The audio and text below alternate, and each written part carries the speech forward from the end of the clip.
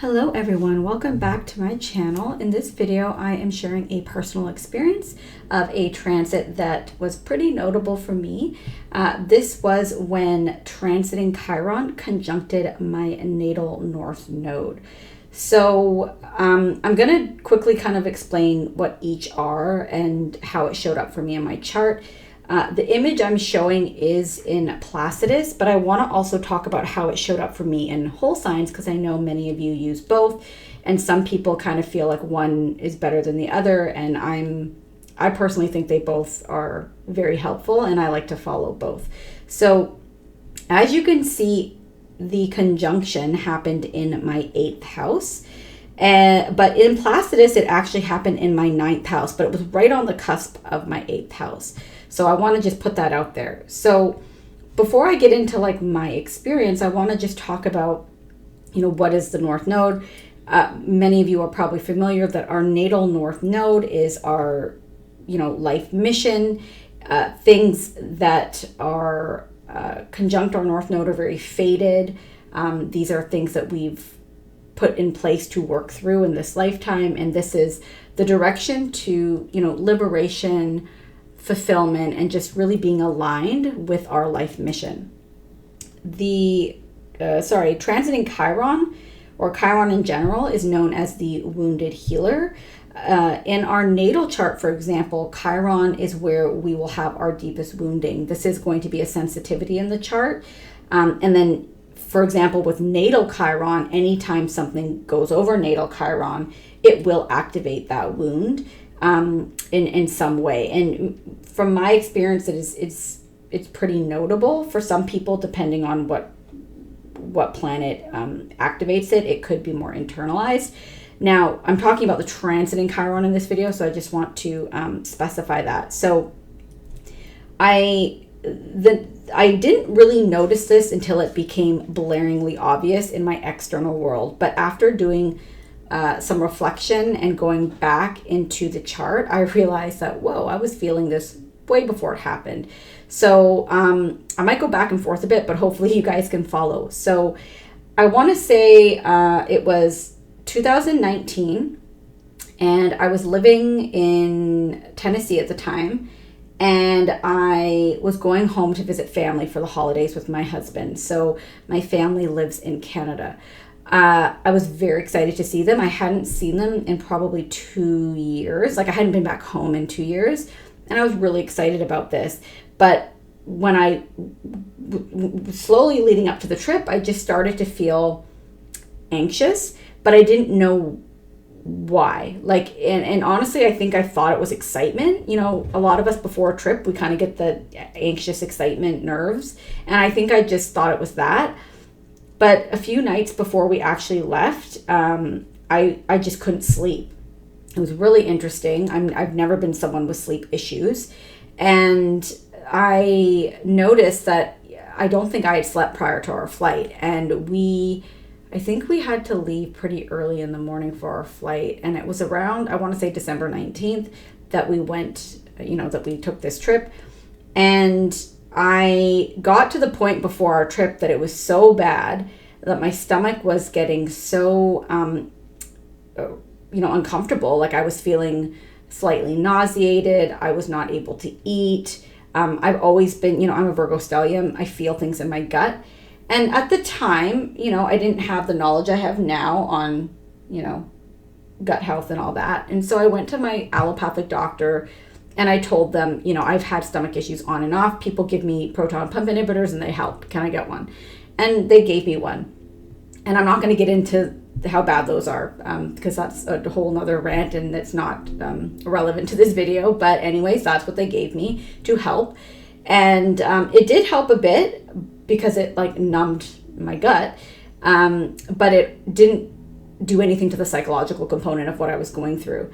And I didn't even know that I was going through something. So I get into my hometown, the flight lands, and I thought things would get better because I kind of have a fear. I don't want to say fear of flying, but it's not my favorite thing to do. And when I'm in a fight or flight state or anxious, flying is very triggering. So I was just happy to land. And I thought things would get better, and it didn't. And I got to my sister's house, And I don't even know if I have the language to describe what I felt. I just didn't feel safe. I felt scared and confused, and I didn't know what it was about, and I attributed it to just lack of sleep. And so I just said, hey, I think I need to go lie down. I hadn't slept, and we'd been traveling all day, and so I went to my room to lie down, and I couldn't fall asleep. And I just lay there, and I started to have this voice in my head get louder and louder, and I just knew something was wrong. Like, I can't describe it something was not right within my body. I was exhausted. I hadn't slept in over 24 hours, and I still couldn't sleep. And yeah, there was a little bit of a time difference, but nothing crazy, right? Like, it was like a 2-hour difference. We weren't talking like 8 hours or anything like that.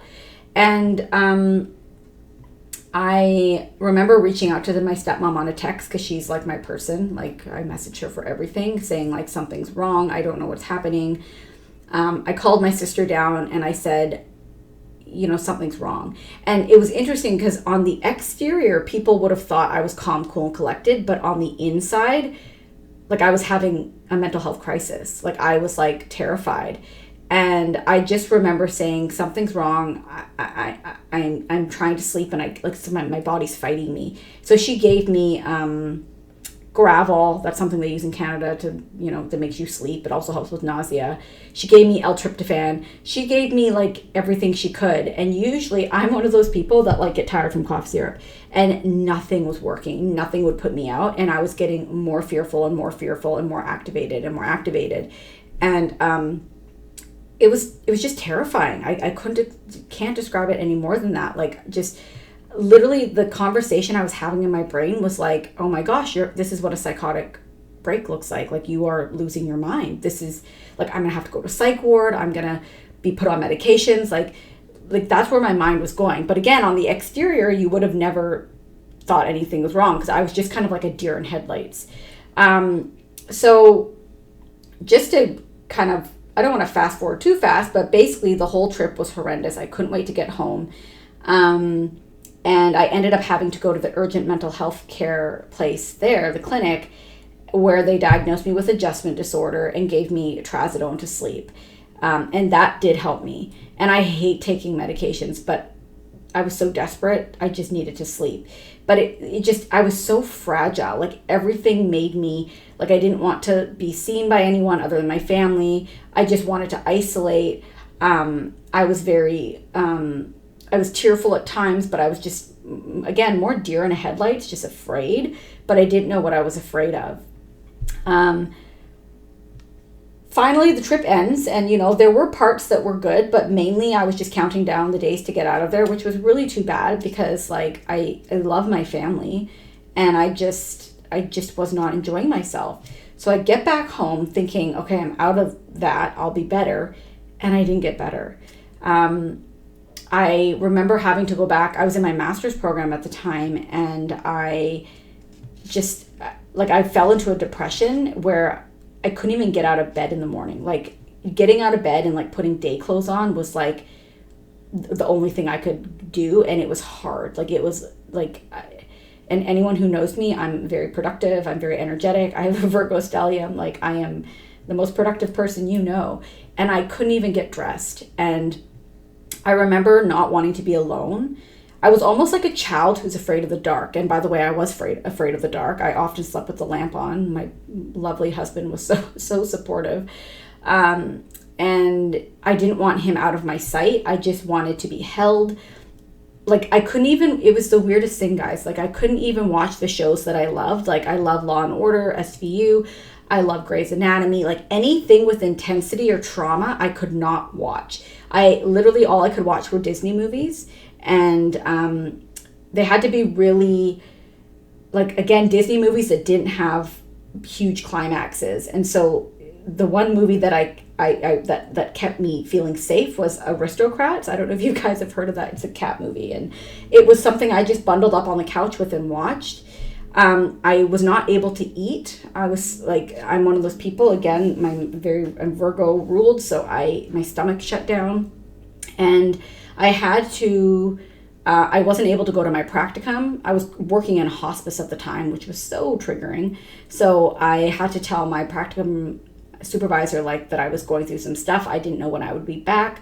I had to drop some classes, and I was supposed to graduate that May, and I had to push out my graduation date, and I didn't end up graduating until August. Not a huge deal, but when you've been working on something for years and so close to the finish line, it felt like a failure to me at that moment. And I just couldn't function. I couldn't manage. A lot of people are listening to this being like, okay, why? What happened?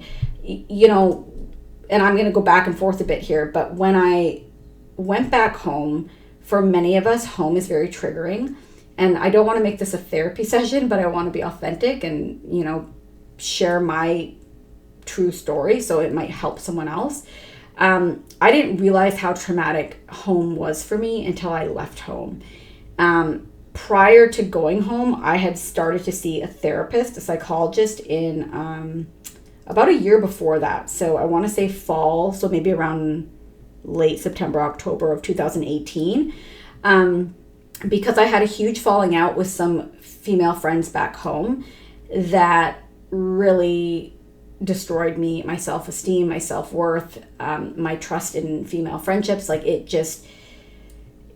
It was just an interesting situation, and we can, I'll explain what I think happened there in a minute, but it basically opened up a wound within me, and I was so distraught over the loss of these, what I thought were friends at the time, that I wasn't able to function.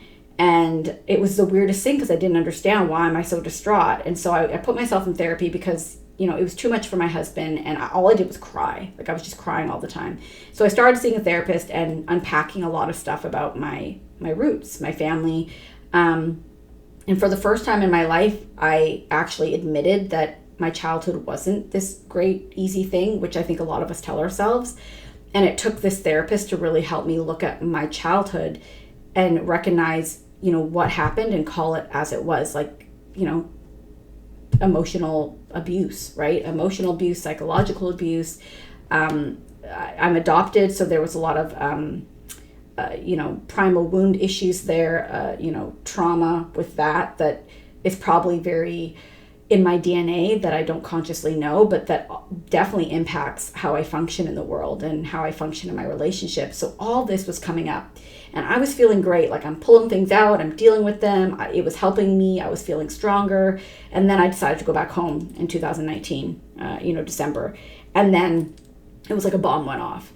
And when I got back to my therapist, I had told her, and I was just like, I don't understand. And she kind of looked at me like, I understand. And she basically said, it's like taking a soldier who has PTSD and putting them back in the line of duty. What do you think that's going to do to them? And so she said, your subconscious remembers everything. Your brain remembers everything, even if you don't. Your body knows. And she believes that leading up to that trip, my subconscious was like, uh-oh, we're going back into a place that's not safe. The people aren't safe there. There's too much trauma. There's too many bad memories. No, I don't want to go there. And, there was my reaction.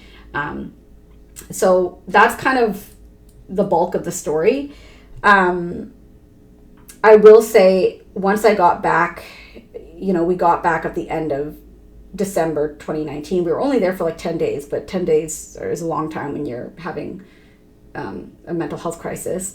So we got back home, and I thought things would get better. Things didn't get better until I started to feel a little bit better, slowly but surely. January was rough, and then by the end of February, it was a little bit better, but I was still kind of very vulnerable and fragile. March was when I really started to feel like, okay, I'm getting my life back. And I was so grateful to my allopathic doctor at the time, because when I got back home, I was so depressed and so afraid. And I was afraid that my husband wouldn't be able to manage this. Would I ever get better? Is this the wife that he has to deal with? And I was just scared, right? Everything was just bringing up so many fears in me. And I wanted an antidepressant. And again, I'm not someone who takes pills, but when you're desperate, you become a very different person. And she wouldn't put me on them. And I'm so grateful. And the funny thing is, actually, the appointment I made to get put on them just randomly got canceled. And so I showed up and they were like, oh, you don't even have an appointment today. And I remember walking back to my car just thinking, oh my gosh, like the universe is trying to protect me here. Like they do not want me taking these antidepressants. And so when I finally did see my doctor, she just said, I think you had, a trauma response, and I think, this is a military doctor. My husband's military, so they're very familiar with this type of stuff. And she said, I want to give you some time to see if you'll get better, because most of the time I see this, people get better. And, you have a therapist, take some time off if you need, and just nurture yourself. And I did, right? I had to reshuffle my life for a few months, and I was basically like a little child. And my husband was super supportive, which I am so, so grateful for. And slowly things got better. But over that year, even after I got better, I had like more triggers here and there. Like I had 2 panic attacks later that year that revolved around me fearing the loss of my husband. And through therapy, we figured out that this was an unconscious wound from being abandoned as a child. At a young age, I was given up for adoption basically right out of the womb. And so I dived into all this research about, the primal wound and like how children who are given up for adoption often struggle with these things, even if they don't consciously, remember anything, right? Of course they don't remember anything, but a baby remembers the feeling of not being near their mother, right? There's been some interesting studies about babies and breast milk, and they will turn down the breast milk that's not their mother's, right? Most people know nowadays that, the bond between mother and baby is so important. And when that bond is broken, it's trauma to that child. Even if they are handed to their new mom in the delivery room, it's still a trauma. And so a lot of stuff from that was coming up.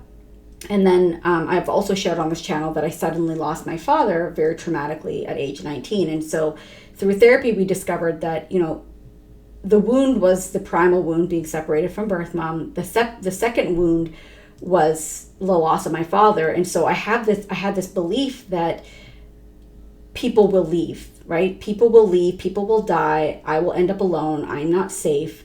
And it was just coming up for me to look at. Like this conjunction was saying, you need to look at this. And it was really hard. It was really, really hard because I just felt like the ground beneath me was like not there anymore, and I had nothing to hold on to.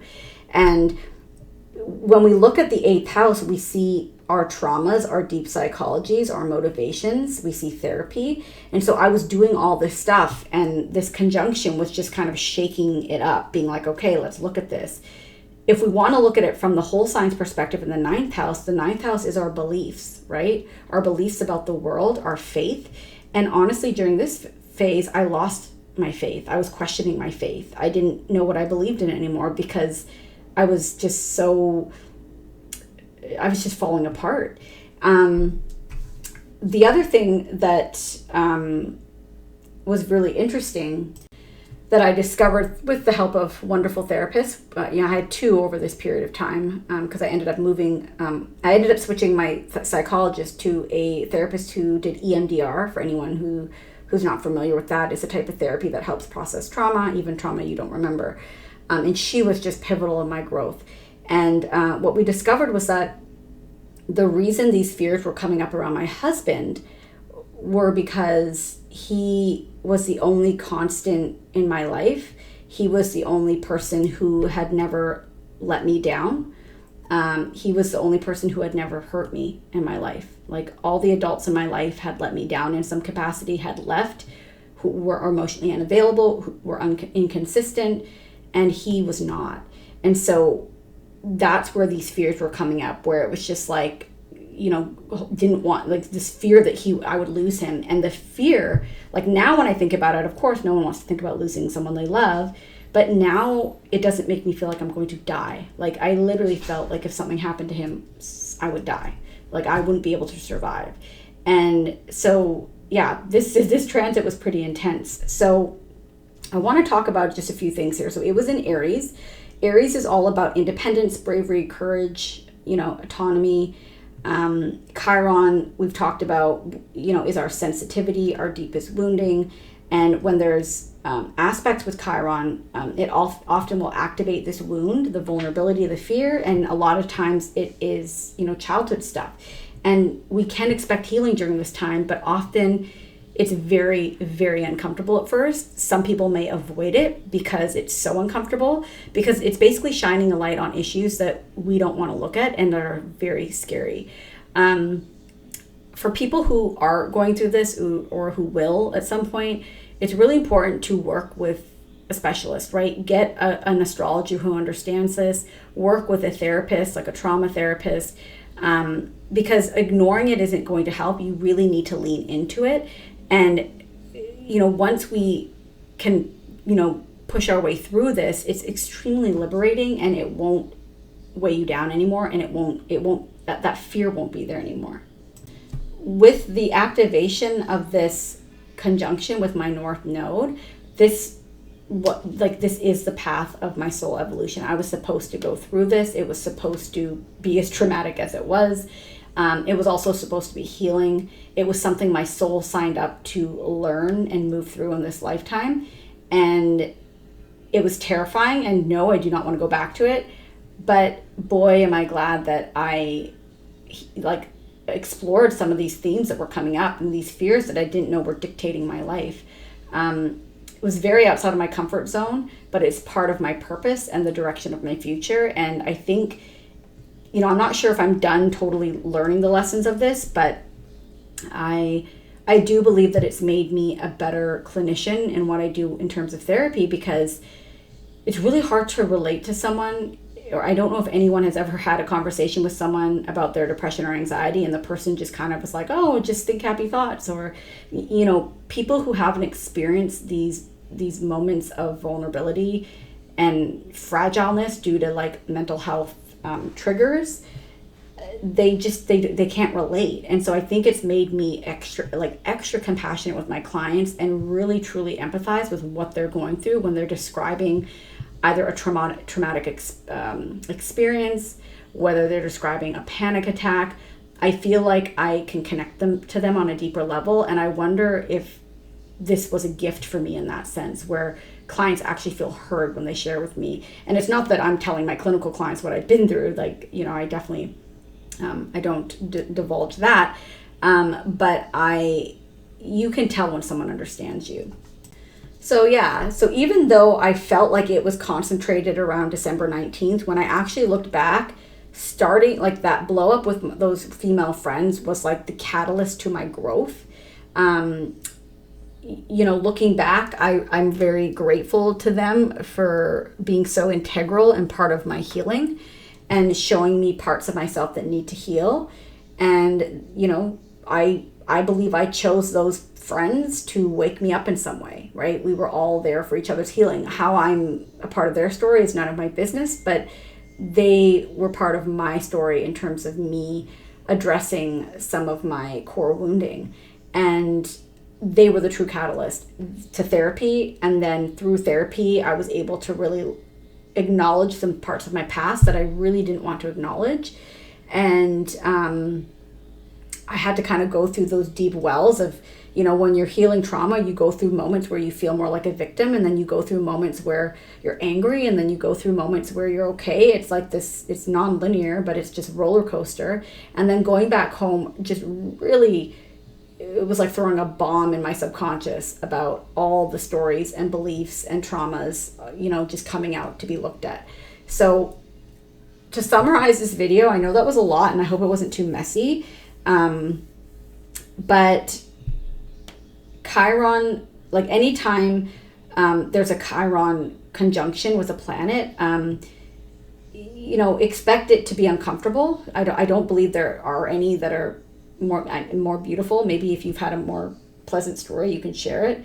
But with the North Node in the 8th house, I think that's why this experience was so deep, and I couldn't figure out where it was coming from. The 8th house is that murky kind of house. But how to handle a Chiron transit, there's a few things to remember. That to just remember that any pain and suffering you're currently experiencing is definitely linked to some core wound, probably from your childhood, maybe even past lives if we want to go that far, but it's something that you need to look at. Avoiding it is not going to be helpful. To really honor your healing path and to find someone to help you on the journey so you're not so alone, whether that's an astrologer, a life coach, a clinical therapist. Just sit with your pain, look at your pain, and know that the discomfort you're in will pass. There are periods of like more intensity, and I definitely have not felt that intense since. Be compassionate to yourself. You're going through a really vulnerable time. Surround yourself with people who are safe for you, and just know you're not alone. You know, many of us go through these transits and they're very difficult. So I don't know. I hope I don't have to go through another one. I haven't really looked at what will happen to my chart, but I wasn't really aware of the astrology of this at the time. And gosh, I wish I was, because not having the conscious awareness of what was happening made it that much harder. It's like wandering in the dark, right? This shed a lot of light. And so my hope is that this will help you go through your own Chiron transits and know that on the other end, it really is so much more wonderful and healing, and the things that you thought were so scary aren't as scary anymore. So that's my story. This was a lot longer than I thought. I hope that it was helpful. If you guys have any stories to share of your own Chiron transits, or maybe someone's experienced the same one I have. If your natal north node conjuncted transit in Chiron, I'd be curious, you know, what was your experience? What house did you have it in? Please share. So please like, share, subscribe, comment, and stay tuned for some more videos.